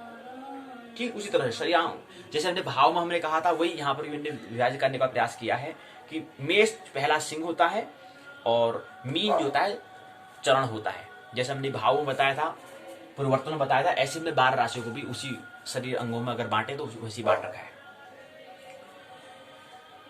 बताया है कि मेष सिर होता है, वृश्चिक मुख होता है, मिथुन हाथ और भुजाएं, कर्क हृदय छाती, सिंह पेट हो गया, कन्या कमर हो गया, तुला नाभि के नीचे का स्तर होता है, या हम जनांग या गुरुदेह हम कह सकते हैं। वृश्चिक जो होता है गुप्तांग, मतलब गुरुदेह हम कहते हैं। वृश्चिक जो है गुप्तांग अर्थात जनेंद्रिय जनांग जो होता है उसे कह सकते हैं। धनु जांगे होते हैं, मकर घुटने होते हैं, कुंभ पीढ़ियां होती हैं, मीन पैर होते हैं। ये भाग उन्होंने किया है। भावों की केंद्र संख्या भी नाम बात कर ली है, उसके बारे में बताया गया है। यही क्या है इसमें राशि के बारे में बताया गया है। तो यहीं पर कुछ बातें हमें स्मरण करनी है। तो जो 12 राशि क्या है ये हमने समझने का प्रयास हमने किया। अगली जो पाठशाला कल की होगी उसमें हम 9 ग्रहों के फलित राशि, 9 ग्रहों के बारे में, जो 9 ग्रह होते हैं, सूर्य, 4 रविवार जो होते हैं, 7 जो वार होते हैं, रविवार, सोमवार, मंगलवार, बुधवार, बृहस्पतिवार, शुक्रवार, शनिवार जो होते हैं वे 7 ग्रहों के हिसाब से, और 2 ग्रह और होते हैं राहु और केतु। 9 ग्रहों के बारे में अगली पाठशाला में, कल की पाठशाला में समझने का प्रयास करेंगे। तो यहीं पर क्या है, पाठशाला का पहला भाग पूर्ण होता है। आइए पाठशाला के द्वितीय भाग में प्रवेश करें। द्वितीय भाग है, अब हम प्रश्न उत्तराखंड मुक्त विश्वविद्यालय के स्नातक प्रथम वर्ष के द्वितीय प्रश्न पत्र है मनोविज्ञान के 17वीं दिवसीय की पाठशाला में आइए प्रवेश करें। द्वितीय प्रश्न पत्र उत्तराखंड मुक्त विश्वविद्यालय हल्द्वानी, इसको व्यक्त करता है PSY 102 और उसका नाम, उस किताब का नाम है मनोविकृत विज्ञान। आइए दूसरी पुस्तक में दूसरा प्रश्न पत्र है उसको प्रवेश करें। लेकिन सबसे पहले महत्वपूर्ण भावपूर्ण इसको परिणाम करना अनिवार्य है, भाव से जोड़ना अनिवार्य है। तो परिणाम करें, इसमें कुछ हमें जानकारी मिलेगी, उसका हमें स्मरण हमें आ जाए, कुछ बात हमें ख्याल में आ जाए, स्वाध्याय हम कर पाए, इसलिए यहाँ से कुछ साधन लेंगे, कुछ बातें हमें ख्याल में लेनी है ताकि हमें स्मरण आ जाए। तो इसके अंदर पहली इकाई दूसरी इकाई पर बात हम नहीं करेंगे, तो हम कल कर लेंगे। पहली और दूसरी इकाई को कल बात कर लेंगे, लेकिन तीसरी इकाई पर हम बात कर रहे हैं। तीसरी इकाई का नाम है मन। माइंड किसे कहते हैं इसको समझने का प्रयास आज हम करेंगे। खंड पहले का नाम पहले समझ लें। खंड पहले का नाम है मनोविकृत विज्ञान और मन। इसमें खंड 1 में, इसमें भी 6 खंड हैं और 1 खंड अंतर्गत 3 इकाई दी है, तो 6 3 18 इकाइयां हैं।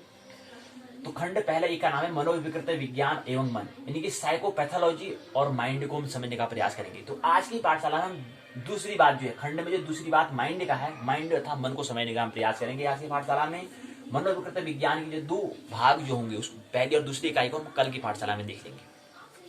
तो मन क्या है, माइंड क्या है। मन को पहले, इसके पहले प्रस्तावना, दूसरा उद्देश्य, तीसरे मन के 2 भाग होंगे, प्रत्यय और पक्ष। प्रत्यय के बारे में कोई भाग नहीं है।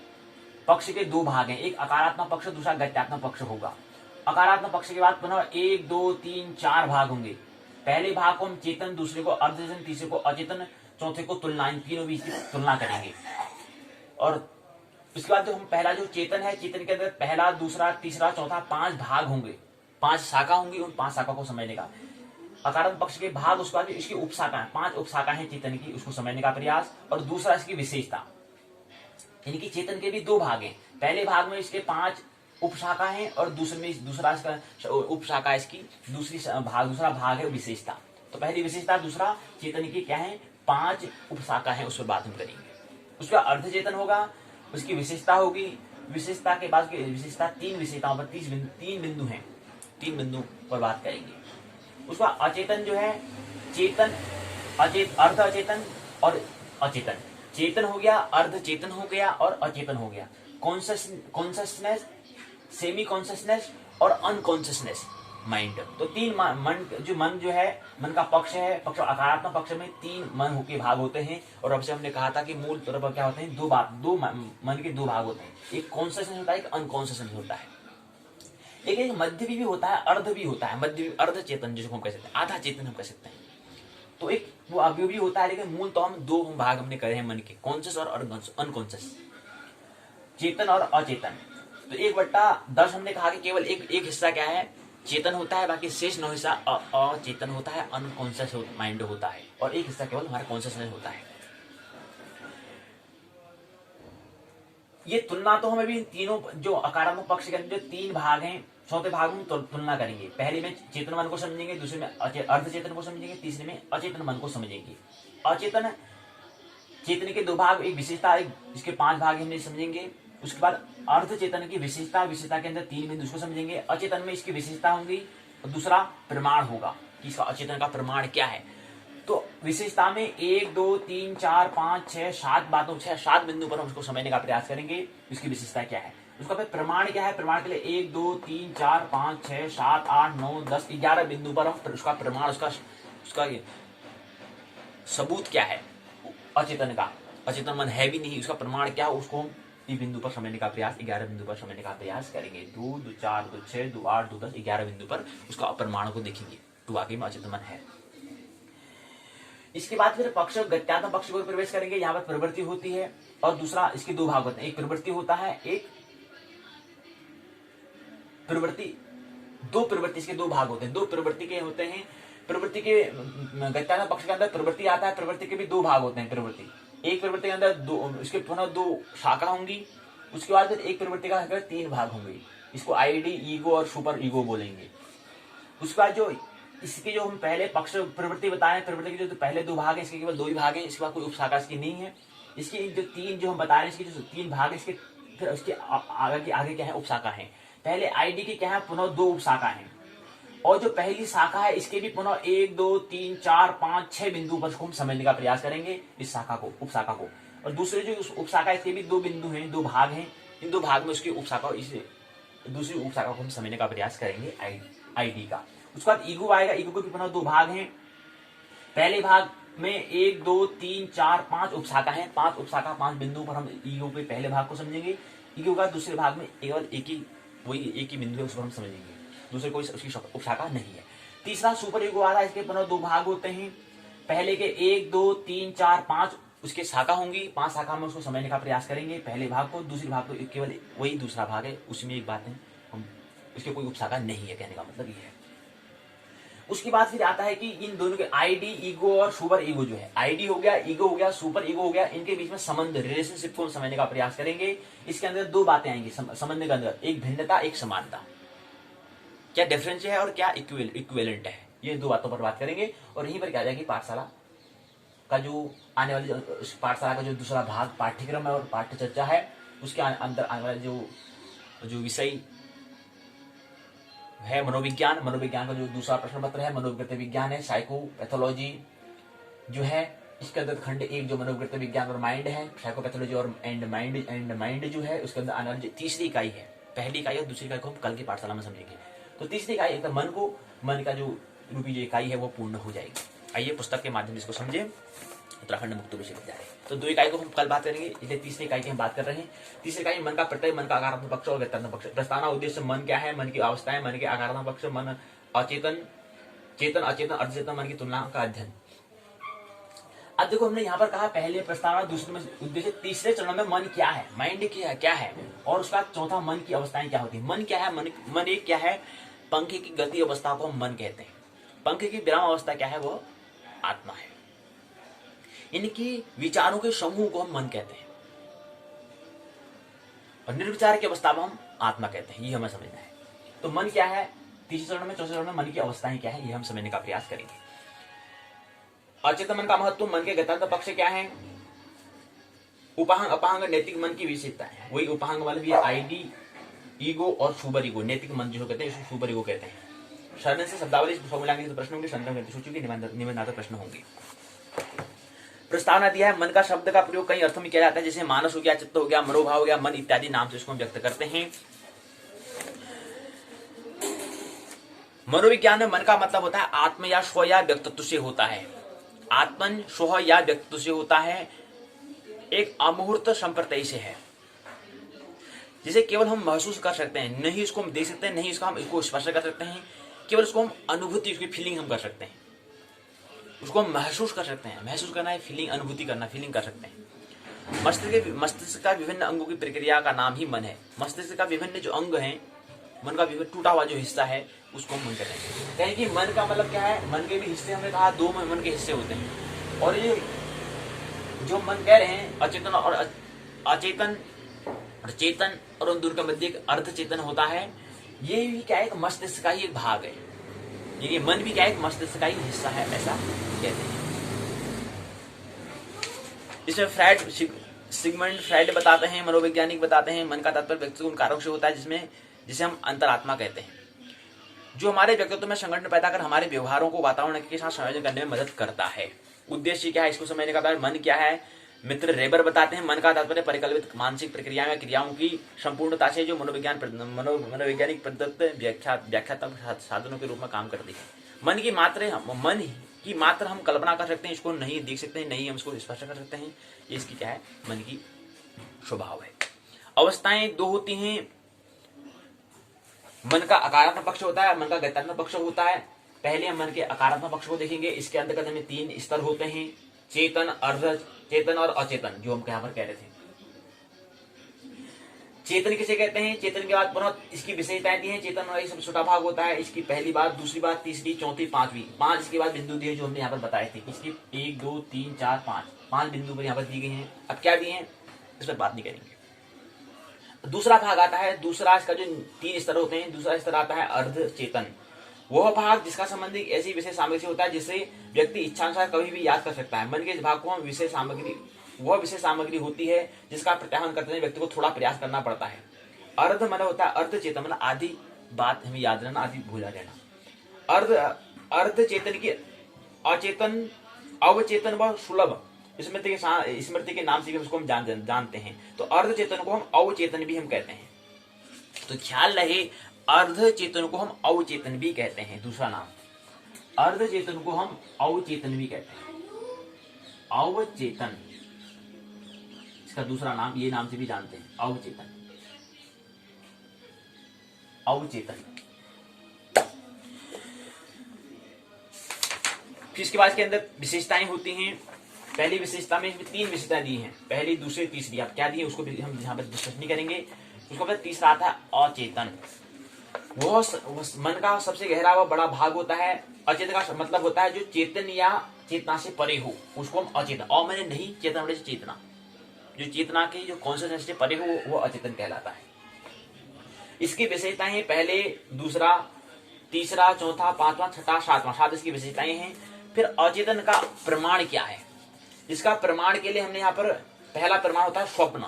जब हम स्वप्न होता है तो उस समय हमारा चेतन मन तो सो जाता है, लेकिन हमारा अचेतन जो है, अनकॉन्शियस माइंड जो वो अचेतन जो वो जागा हुआ रहता है। जो स्वप्न, तभी तो हम किसी कैसे देख पाते हैं, चेतन तो सो चुका है, लेकिन हमारा अचेतन मन जो है जागा हुआ होता है। तो पहला प्रमाण है स्वप्न।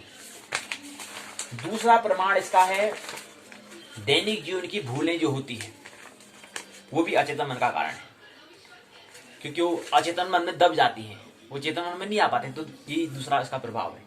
तीसरा होता है सम्मोहन, हिप्नोटाइज करना। चौथा है नींद में टहलना, नींद में भी हम टहलते हैं, नींद में रात को बड़ा चलना। पांचवा है मानसिक रोग, मेंटल डाइजेसिस प्रमाण जो है। छठा प्रमाण है घबराहट की अवस्था होना, प्रमाण छठा। सातवां है एनेस्थेसिया का प्रभाव। आठवां स्वतंत्र साहचर्य। नौवां है ठीक समय पर अचानक नींद का टूट जाना बिना अलार्म घड़ी के। 10वां है किसी समस्या और स्वतः समाधान हो जाना, कोई समस्या आई उसका स्वतः ही निदान कर लेना, वह अचेतन मन का। 11वां है नशा। ये 11 जो ऐसे बिंदु हैं, ऐसे तथ्य हैं जिसके द्वारा हम पता करते हैं कि अचेतन मन का अचेतन मन वाकई में होता है। ये प्रमाण है इसका। चेतन, अचेतन, अर्ध अचेतन या इसको अवचेतन भी हम कहते हैं। इन तीनों के मध्य तुलनात्मक तुलना क्या है इसको अध्ययन यहाँ पर किया है। तो पहले भाग में तीनों को हमने तुलनात्मक अध्ययन, हमने पहला तथ्य, दूसरा तथ्य, तीसरा, चौथा, पांचवा, छठा, 6 तथ्यों में इसको हमने तुलना की गई है। अब 6 तथ्य क्या है उसमें विचार नहीं करेंगे, उसमें हम बात नहीं करेंगे, समय इतना नहीं है। अगला आता है अचेतन मन का महत्व क्या है, इंपोर्टेंस क्या है। इसके अंतर्गत बताने के लिए इसकी विशेष क्या है, इसके लिए पहला बिंदु, दूसरा बिंदु, तीसरा, चौथा, 4 बिंदु बताया है। अचेतन मन का महत्व क्या है, अनकॉन्शियस माइंड का क्या महत्व है, इसको बताने का प्रयास किया है। तो पहला आकारात्मक पक्ष पूर्ण, दूसरा है गत्यात्मक पक्ष, दूसरा पक्ष है मन का गत्यात्मक पक्ष।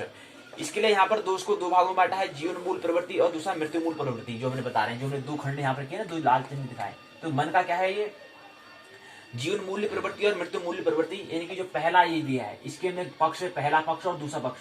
तो पहली प्रवृत्ति और दूसरी प्रवृत्ति, तो पहली प्रवृत्ति में पुनः 3 आएंगे। यानी पहला हमने एक तीर ये बना है, एक तीर ये बना है, पक्ष के अंदर एक तीर ये है, एक तीर ये है। यानी कि पहले पक्ष में इसकी 2 प्रवृत्ति होती है मूल, एक जीवन और एक मृत्यु, यानी कि ये जो है जीवन और मूल है।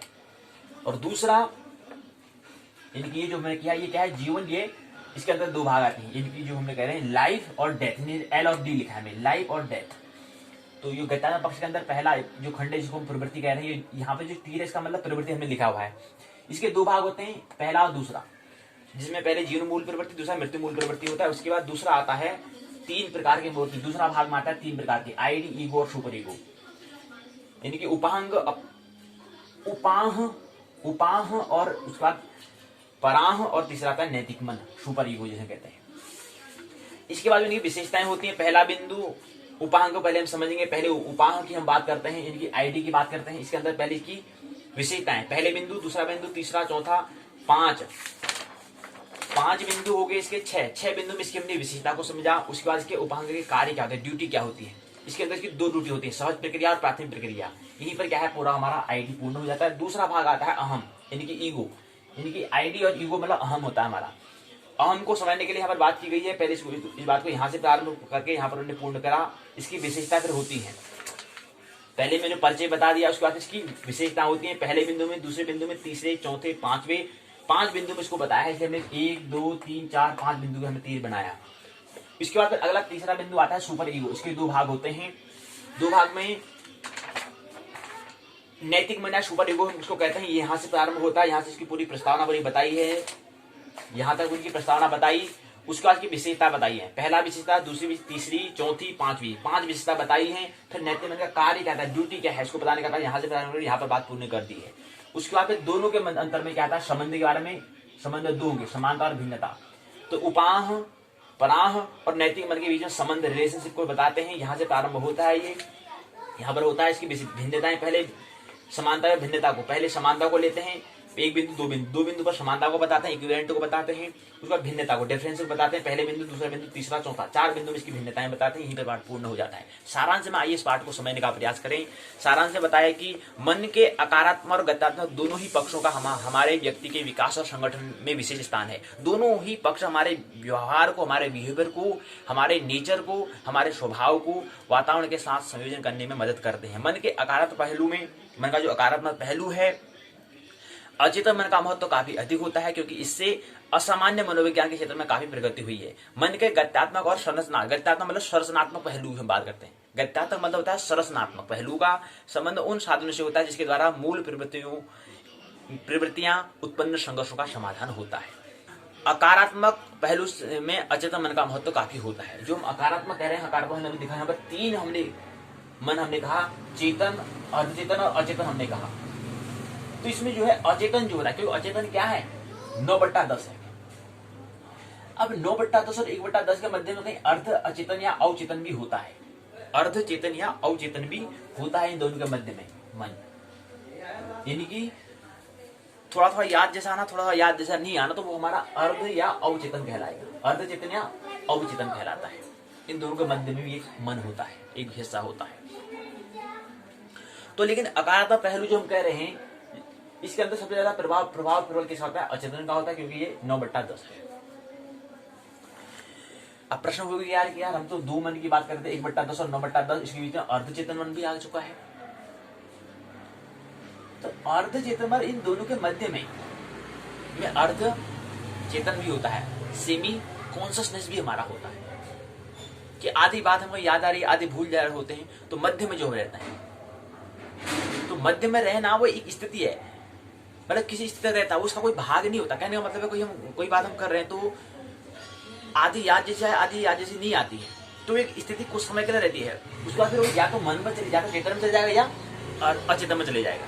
कुछ समय के लिए रहता है हमें, कुछ समय याद नहीं आ रहा, या तो हमें याद आ जाएगा या फिर याद नहीं आएगा। तो फिर बाद में या तो चेतन हो जाएगा या अचेतन हो जाएगा, या कॉन्शियसनेस हो जाएगा या अनकॉन्शियसनेस हो जाएगा। लेकिन किसी बात को भी याद कर रहे हैं तो याद करते समय वो मध्य में थोड़े कुछ समय के लिए रहता है। इसलिए इसको यहाँ पर इस हिस्से जो हम 10 हिस्से करें, यहाँ पर इसको नहीं भी अर्ध चेतन को रखा नहीं है, इसलिए नहीं रखा क्योंकि किस समय के लिए रहता है, उस समय के रहने के मध्य में उसकी समय हो रहती है, वो नहीं के बराबरी होता है। उसकी गणना हम नहीं के बराबरी करते हैं। लेकिन या तो फिर वो चेतन हो सकता है या अचेतन हो सकता है, या कॉन्शियसनेस हो सकता है या अनकॉन्शियसनेस हो सकता है, इसलिए इसको हमने नहीं रखा है। इसलिए हम प्रश्न पूछते हैं यार, हाँ 1/10 तो लिखा, 9/10, यहाँ पर अर्धचेतन भी तो कह रहे हैं यार 3 हिस्सा है, तो इसको भी तो कुछ बट्टा करना चाहिए, आधा बट्टा 10 तभी करना चाहिए, हाफ ऑफ 10 ये तो करना चाहिए, लेकिन नहीं करेंगे। क्यों? कुछ समय के लिए रहता है, मन के 2 भाग होते हैं, मुख्य 2 भाग होते हैं, लेकिन कुछ समय में मध्य स्थिति में हमारी होती है, लेकिन कुछ समय के क्षण के लिए होती, कुछ समय ऐसी स्थिति होती है, लेकिन फिर वो कुछ समय या तो हमको याद ही आ जाएगा, फिर आप भूल ही जाएंगे। लेकिन स्थिति एक आती है, स्टेट एक ऐसी आती है, लेकिन वो छड़ी नहीं के बराबर होती है, इसलिए इसको यहाँ पर नहीं जोड़ेंगे। तो यही बात है, मन के 2 भाग मुख्य होते हैं, मध्य में एक स्थिति भी होती है, लेकिन वो बहुत कम समय के लिए, अल्प समय के लिए होती है, इसलिए उसको हमने यहाँ पर नहीं लिखा। और दूसरी 6 बिंदु यहाँ पर हमने तुलना करी है, चेतन मन को, अर्ध चेतन मन को और अचेतन मन को, कॉन्शियसनेस को, सेमी कॉन्शियसनेस को और अनकॉन्शियस माइंड को हमने समझने का प्रयास किया। अब यहाँ पर प्रश्न है, प्रतिबंधन कहते हैं रोकने का, आयुष वर्ग मतलब हिमखंड, अभिनिज्ञ मतलब अनजान, तादात्म्य मतलब संबंध होता है। अब निबंधात्मक प्रश्न पूछा गया है, पूछते हैं निबंधात्मक प्रश्न में कहते हैं ऐसे, यहाँ पर 100 मिलाएंगे तो प्रश्न दिए गए हैं, संदर्भ के अंदर सूची दी गई, निबंधात्मक प्रश्न पूछा गया है, पूछते हैं कि मन की कितनी अवस्थाएं होती हैं, स्टेज कितनी होती हैं, अवस्थाएं तो 3 होती हैं, कितनी, अगर पूछा जाए कितनी अवस्था होती है, 3 अवस्थाएं होती हैं, लेकिन स्थायी अवस्था 2 ही होती है, चेतन और अचेतन। लेकिन मध्य की अवस्था भी एक ऐसी स्थिति घड़ी आती है, एक ऐसी अवस्था भी आती है कि हमारा हम उसमें कोई विचार जब करें तो वो मध्य में हम खड़े होते हैं। तो इसलिए 3 अवस्था हम कहेंगे, प्रश्न पूछा जाएगा, लेकिन अगर स्थायी की बात करें 2 ही होते हैं, इसलिए हमने यहाँ पर 1/10 और 9/10 लिखा। मूल प्रवृत्ति किसे कहते हैं, मृत्यु मूल प्रवृत्ति से आप क्या समझते हैं, तीसरा प्रश्न। चौथा प्रश्न है, मन के गत्यात्मक पहलू का अंतिम भाग कौन सा होता है। 5वां है, अहम किस सिद्धांत द्वारा नियंत्रण होता है। अहम मतलब आई, उपांग मतलब ईगो, और नैतिक मतलब सुपर ईगो। अहम किस सिद्धांत द्वारा नियंत्रण होता है, उपांग के नैतिक। उपाहम के अनैतिक और असामाजिक और असंवेगों पर कौन लगाता है। उपांग यानी कि जो हमारा आईडी है उसमें हमारे उपाह, अहम और नैतिक मन, उपांग के अनैतिक, असामाजिक और संवेगों पर रोक कौन लगाता है, ये प्रश्न। छठा प्रश्न। 7वां है, जब उपाह, अहम और नैतिक मन मीन्स में से एक इकाई अधिक प्रभावित हो जाती है तो क्या होता है। अचेतन मन से आप क्या समझते हैं, अनकॉन्शियस माइंड से आप क्या समझते हैं। अचेतन मन के अस्तित्व के कुछ प्रमाण उदाहरण यहाँ पर बताइए। मन के गत्यात्मक पक्ष से आप क्या समझते हैं, उपाह, पराह और नैतिक मन के बीच संबंध को स्पष्ट करें। तो ये बात यहाँ पर की है। तो यहीं पर क्या ये पाठशाला पूर्ण होती है। मानना नहीं है, जानना है, आनंद मोहपूर्वक जीवन जीना है, और ख्याल महत्वपूर्ण रखना है। पिछले जन्म का दृष्टांत का जो जिक्र किया है इस पर चिंतन करना है, मनन करना है, मान नहीं लेना है, बिल्कुल भी नहीं मानना, रत्ती भर भी नहीं मानना है, केवल क्या करना है, इस पर चिंतन मनन करना है। और चिंतन मनन जब हम बात करें तो वो हमारा विचार बन जाता है, वो हमारा अनुभव बन जाता है, वो फिर माना हुआ नहीं होता है। इसलिए मानना नहीं है, जानना है और आनंद महोत्सवपूर्वक जीवन जीना है। और यहाँ पर आनंद महोत्सवपूर्वक हम जीवन जिएंगे तब जाके पिछले जन्म हम अपना स्मृति लाएंगे कि पिछले जन्म हमने कहाँ पर छोड़ा था, फिर वहीं से आगे जन्म की यात्रा प्रारंभ करेंगे। हमें ख्याल रखना है कि हमें विकास को प्राप्त होना है, हमें बुद्धत्व को प्राप्त होना है। जहां पर छोड़ के आए थे पिछले जन्म में वहीं से हमें प्रारंभ करना है, तो ही हम विकसित हो पाते हैं, नहीं तो हम विकसित नहीं हो पाएंगे। नहीं तो वर्तुल में हमारा काम चलता रहेगा और हम बुद्धत्व को, मोक्ष को, निर्माण को प्राप्त नहीं कर पाएंगे, वंचित रह जाएंगे। और मनुष्य शरीर श्रेष्ठ शरीर है, मोक्ष का द्वार का है, इस पर विचार करेंगे, चिंतन करेंगे। अपनी बात को ही मैं विराम करता हूँ। मेरी बातों को प्रेम पूर्वक शांति पूर्वक सुना, बहुत बहुत अनुग्रहित हूँ। अंत में सबके भीतर बैठे हुए परमात्मा को प्रणाम करता हूँ, मेरा प्रणाम स्वीकार करें।